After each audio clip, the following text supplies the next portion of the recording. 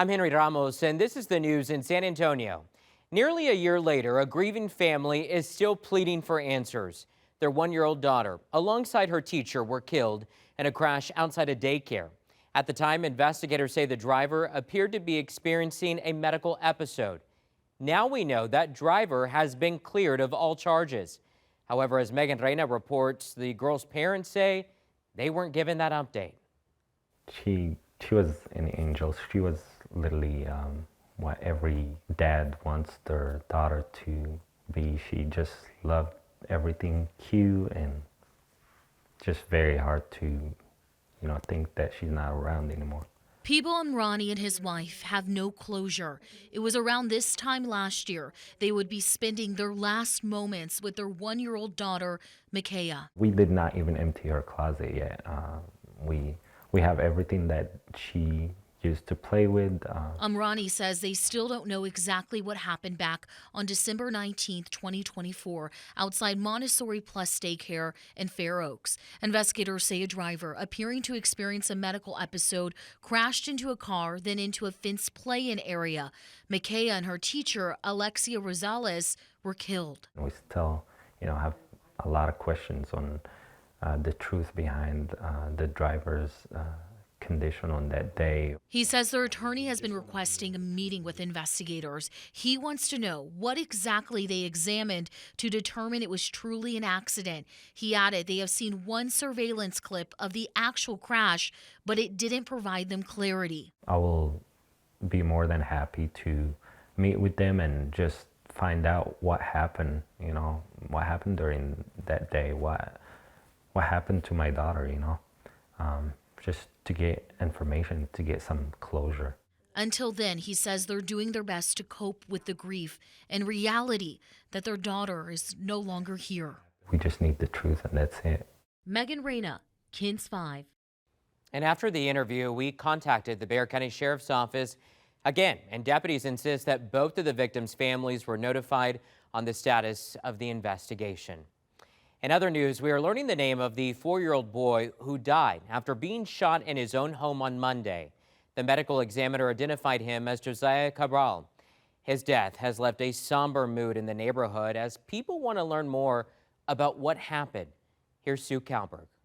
Police were called here to Windstone Creek yesterday afternoon for a shooting. Setting the scene for you, it's just inside Loop 1604 near Bandera. This neighborhood is called Bronze Farm. So even though the medical examiner has released the name of the little boy who died, we are still waiting for a ruling on his manner of death. There's a couple of choices. It could be ruled an accident or it could be ruled a homicide. But it's important to keep in mind, homicide doesn't have any connection to a murder charge. There's no implication of intent or guilt that comes with that ruling. Now, yesterday, San Antonio police said the boy's mom and dad were in the house at the time and they were taken in for questioning. But police say no charges have been filed at this time.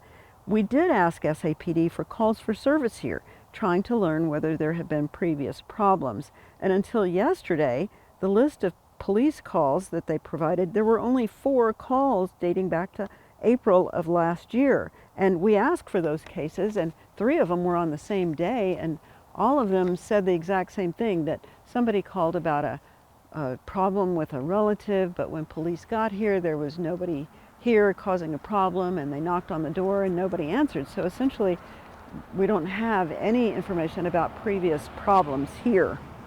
Now, we're still waiting to learn more also about the folks who live here that were home at the time. As this situation develops and we learn more, we will of course share it across all our platforms. In Northwest San Antonio, Sue Kalberg, KINS 5. New evidence in a case involving a former Harper ISD teacher has led to his rearrest. Pedro de Luna III was initially arrested and accused of recording a 15-year-old girl earlier this month. Rania Kaur breaks down the new charges. Pedro de Luna III was initially arrested for recording a 15-year-old off campus, but now there's new video on campus involving more students. De Luna was initially arrested on December 1st. Harper ISD says an invasive visual recording of a 15-year-old was found. It was taken off campus and outside of school hours. The sheriff's office says it's now found invasive videos of several young girls on a digital cloud storage. taken from a theater dressing room at Harper High School.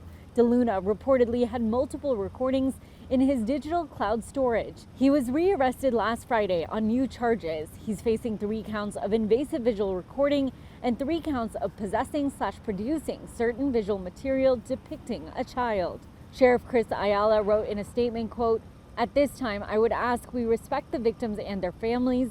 We will always do our best to release information in the highest respect to all victims." It goes on to say the Gillespie County Sheriff's Office CID investigators will reach out to the parents of all those who may be affected in this investigation. DeLuna initially bonded out after the first arrest.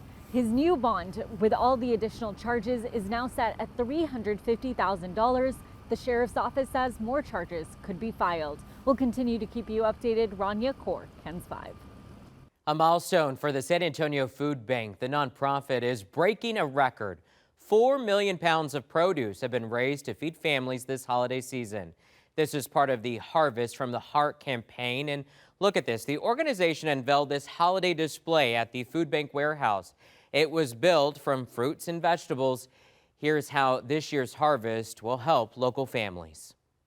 See, these farms that have a tradition of growing great vegetables, growing a little bit extra so that families here in South Texas have access to the fruits and vegetables that they grow. It just makes it special. And so we want everybody to have a Merry Christmas and a happy holiday season. And that's made possible when you know that you've got food on the table.